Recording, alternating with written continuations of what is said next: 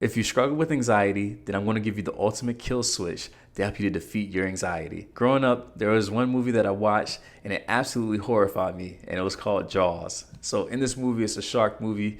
And if you've ever seen it, you know there's a lot of deaths, there's a lot of blood, there's a lot of people getting eaten up by these sharks, right? And actually, my parents, and no judgment to them, but they allowed me to go on the Jaws ride at Universal Studios where I actually saw one of the sharks, right? It was a machine, but at the time, and it felt really real to me. And it gave me so many nightmares that to this day, I don't get in ocean water past my knees. Now, you may be asking yourself, like, man, like sharks really are scary, right? Like, I agree, like they're terrifying, right? But if they were really bad, right? If they were really a true danger, you wouldn't have people that would do shark diving, right? Like literally right now, you can go on YouTube, you can type in shark divers, and what you'll see is a bunch of people in the ocean with huge great white sharks, right? And it's like, yo, those things could kill you, right? And it's like, yeah, they could. But here's the thing. The message that my mind is telling me when I see a shark is totally different from the message that their mind is telling them when they see a shark. Because here's the thing. We cannot deny that there's a shark in this water, right? So imagine me or you being in an ocean, right? And there's a shark in there, right? Let's just say a 15-foot great white shark. Like, that's a fact. There's no ifs, ands, or buts about it. But what my mind tells me about this fact and what these shark divers' minds tell them about this fact is totally different. And this is the one place where your anxiety comes from. It doesn't come from the events itself, but it comes from what your mind tells you about these events. You know, I'll give you another great example. Like if you were in a house and it was on fire, you would run away from it, am I right? Yeah, most people would. I would even say 99% of people on this earth would. But there's 1% of this people in the population, right? 1% of people on this earth that would run towards that building. And these are known as firefighters. So therefore, we know that fire isn't necessarily bad. I mean, at the end of the day, this is what, cavemen have used to actually help them to eat and survive, right? To this day, you guys use fire, right? It may come in a different form, but you still use fire to help live, to sustain life on this earth, right?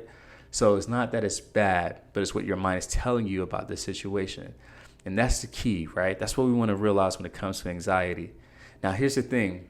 There are 3 options that you have when your mind is telling you these things when it comes to this event. So let's take it to entrepreneurs, right? There may be a chance, an opportunity for you to get on stage and speak in front of hundreds of people, right? Or maybe there's an opportunity for you to put together a Facebook ads to a landing page, to a funnel, and get more customers, get more clients. But you may have this fear of spending money that you may not get back. There's so many things that you may be thinking that may give you fear. But here's the thing, it's not that the thing that you're looking at is fearful, right? There's tons of people that have done Facebook ads to a funnel and made a lot of money, right? Russell Brunson is a great guy to think of when it comes to that. Like, he's the king of it. But for some people, their mind is telling them such horrific things that they get so caught up in it that they can't overcome it. And they start to see this very simple thing. And again, let's take shark divers. Like, a lot of them love doing it. So it's like you take this thing that could cause fear and you allow it to run your life, when in actuality, it can actually be something that you greatly, greatly enjoy. So what I'm going to do, I'm going to tell you guys 3 options you have when your mind is telling you all these negative things and you have this anxiety creeping into your heart. But before I do, guys, make sure you hit the subscribe button so you can join a community of entrepreneurs and professionals that are working to build their confidence by focusing on their mental health. That's what this podcast is all about. I'm a therapist, and this is something that I absolutely enjoy doing. So to be a part of the club, go ahead and hit that subscribe button below. And with that being said, let's get into point number 1. So option number 1 you have when it comes to your anxiety, right? When it comes to all the things that your mind is telling you, is that you can believe it if you want to, right? That's your first option. Here's the thing, guys. In a day, believe it or not, there's some studies that have shown that you can have up to 80,000 thoughts in one day, right? That's absolutely insane. But something even more crazier is the National Science Foundation has stated that 80% of your thoughts tend to be negative. And out of those negative thoughts, guess what? 95% of your thoughts tend to be repetitive. So what it means is that some of your negative thoughts are just being replayed over and over and over again. And it's like a bad movie scene that just keeps getting replayed. And what's happening right now is that you're believing these negative thoughts. And because you believe them, your actions will look a certain way. Because I believe that sharks are dangerous and they will kill me, guess what? I'm not going to get in the ocean past my knees, right? But there's other people who don't believe that, right? Even though their mind may tell them that, even though people like me may tell them that, they do not believe it, and therefore they're able to get into these shark-infested waters. Right now, for you, it may not be shark-infested waters that's giving you anxiety, but it may be social speaking, right? Speaking in public with other people, right? It may be making new friends. It may be dating again. There's so many things right now that could be giving you anxiety, and you're believing everything that your mind is saying. And when you do that, you're taking advice from a not so good source. And this source is giving you actions to protect you, not to prosper you, not to make you feel fulfilled. My mind, it keeps me safe. To this day, right? 31 years, my mind has kept me safe from all shark attacks. And it works, right? But what happens when that day comes where getting in the water would actually be very fun for me? Or let's say getting in the water would give me the chance to save someone's life, right? Let's say if I knew how to swim and I was the only person on the beach and I saw someone drowning, right? Would I let that person drown? Or could I go out there and save a life? You see where I'm going with this? Same thing for you guys. You know what's funny? We tend to have more confidence in some of the smallest of things. And here's an example. When you go out in your car and you start driving on the street, right? There's this little yellow line that's in the middle of the road. And all the cars know that you're supposed to stay in your lane, right? But here's the thing. There's a small chance, right? It's a chance, even though it's small, that a car may veer off past that yellow line. That yellow line doesn't have spikes. It's not a physical structure to stop you like a wall. We're all judging our life. We're all having confidence in the fact that the other person on the other side of this road is going to obey this law. And here's the thing. That yellow line is not even a foot wide. But yet we're willing to risk our lives each and every day because our mind tells us that this car is going to stay on their side of the lane. You see where I'm going with this? Like, does it make sense what I'm trying to say? Like, based on what you decide to believe, it's not what your mind tells you, but it's what you decide to believe what your mind tells you that really determines the actions and the feelings that you have. Once you decide to believe these unhelpful things, you start to have very uncomfortable feelings, and these uncomfortable feelings, they can lead to very unfulfilling actions. So what I want you guys to do is to notice what you're deciding to believe and notice what things are going to help you when you decide to believe or, let's say, not believe. Option number 2, this is where a lot of therapists get wrong. And I'll even admit, when I first started off as a therapist, when I was very new to the game, this was something that I was getting wrong as well when it came to anxiety. So for a lot of therapists, they give you this second option, which is to simply fight it. You know, fighting your negative thoughts, fighting your anxiety, it may not look the way that you may think it may look. What this may look like is you using positive affirmations every time a negative thought comes up, every time your mind tells you that there's something that you can't do. What you tend to do is stop. You tell yourself how beautiful you are, how intelligent you are, how well worthy you are, right? And you're sitting here straining, trying to pop out these positive beliefs and take away these negative thoughts, if you will. And it kind of looks like a little kid that's straining on the toilet, right? Just pushing and pushing and pushing, and nothing's happening. The reason why is because your mind has a database of all the negative things, all the failures, and all the rejections that have happened in your life. And sometimes, guys, it's going to be very hard, if not impossible, to eradicate all those negative thoughts at that moment. Here's the thing, man.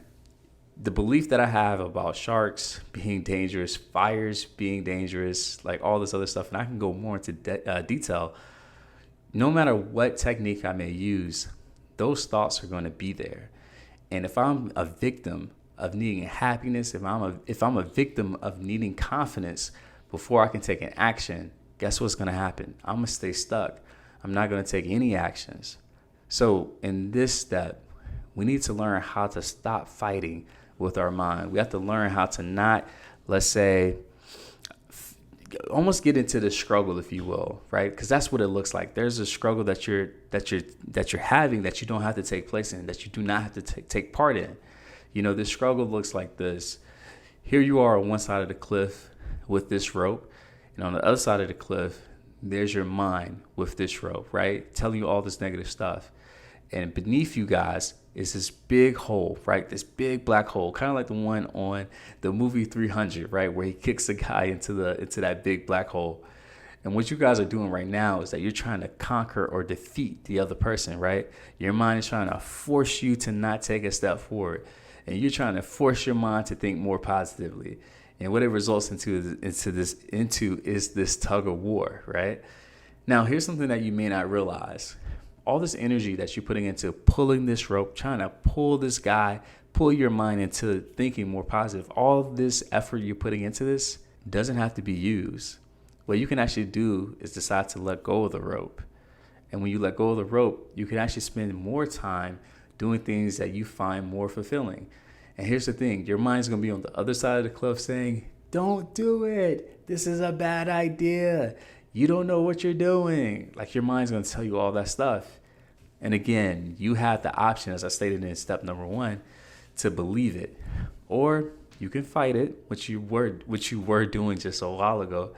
Or, and this leads me into the third and final option, or you can let go of trying to control your mind. You know, the mind is going to say what it wants. Sometimes the mind will say, hey, this is a great idea. Let's go do it. Sometimes your mind's going to say, this is a bad idea. We should run away. But here's the thing. Just like the weather changes, your mind will change. You know, I can't tell you how often sometimes I get hit with anxiety, even with doing this podcast or even within my business. Sometimes, hey, the confidence, man, it's on 1,000, right? Like, I feel like I conquered the world. And some days it's on 10. But here's the thing. The consistency of the work stays the same. Every day, I literally mean this. Every day I'm getting 1% better. Sometimes I'm just doing an email. Sometimes I may just do one podcast. But nonetheless, it's more action that I would have taken if I let my mind get in the way. If I would have believed that today wasn't a good day to write an email, or today's not a good day to shoot a podcast, if I believed that stuff, it wouldn't have happened, right? I wouldn't have gotten just a little bit better. You know, in the movie The Matrix, I absolutely love this. There's a scene where Neo, who is the guy that's the main character, he's approached by Morpheus and his crew. And they basically hijack him, kidnap him, and bring him into this little room. And they ask him a question, right? So Morpheus, he asks him a question. He says, hey, you could take this blue pill and you can forget everything that has happened to you today, right? So basically, you can stay in your old world doing all the old things you've been doing and get the same old results you've been getting.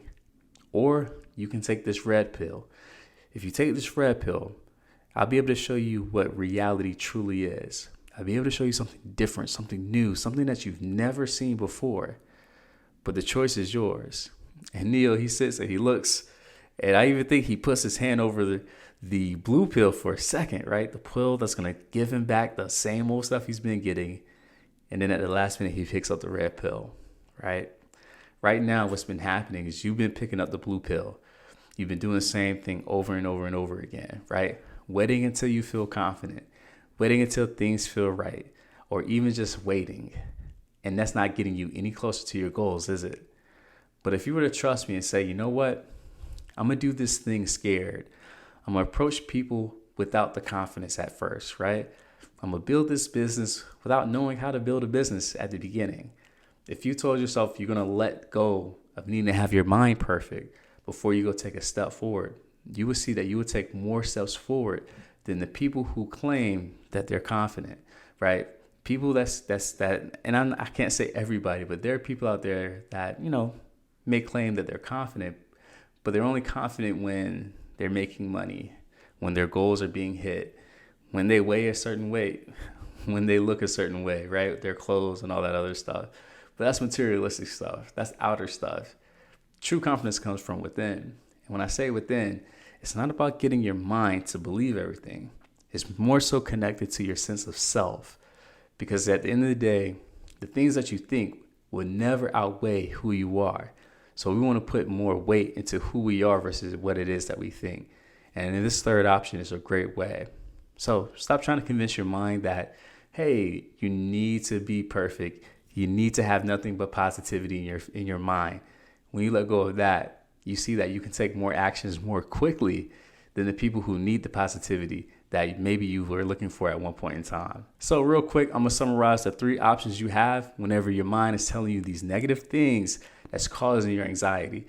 So option number 1 is you can decide to believe it. And guys, here's the thing. You have up to 80,000 thoughts in a day, and most of them will be negative. So you can believe them, or you can go to step number 3, as I mentioned later. So that's option number 1. Option number 2 is you could fight it. This is the biggest mistake a lot of therapists have been making, and unfortunately still making. And if you're seeing a therapist right now and you're not making any progress, there's a good chance it's because you're trying to make your mind perfect. And when you find that your mind is perfect, you feel as though, okay, now I can leave therapy. Well, guess what? Your mind will never be perfect, meaning it will never be free of negative thoughts. If that is your goal, you will always be in therapy. So stop trying to fight it. Stop trying to use positive affirmations to conquer your anxiety. That's one of the worst things you can do. One of the best things you can do is option number 3, as I mentioned, which is let go of trying to control your mind. When you do that, you become this free flowing, non-objective, right? I mean, just what I mean is objective. I'm sorry. Like you can become this objective, free flowing, like almost like energy, if you will. Just being able to flow through life, not being held back by anything, to be honest. And that's where we want to get to. And that's going to be the ultimate kill switch when it comes to your anxiety. By simply letting go of needing to control your mind and more so focusing on the acceptance of whatever it says. So this is Coach Wells. I'm a licensed therapist, and thank you for checking out this episode.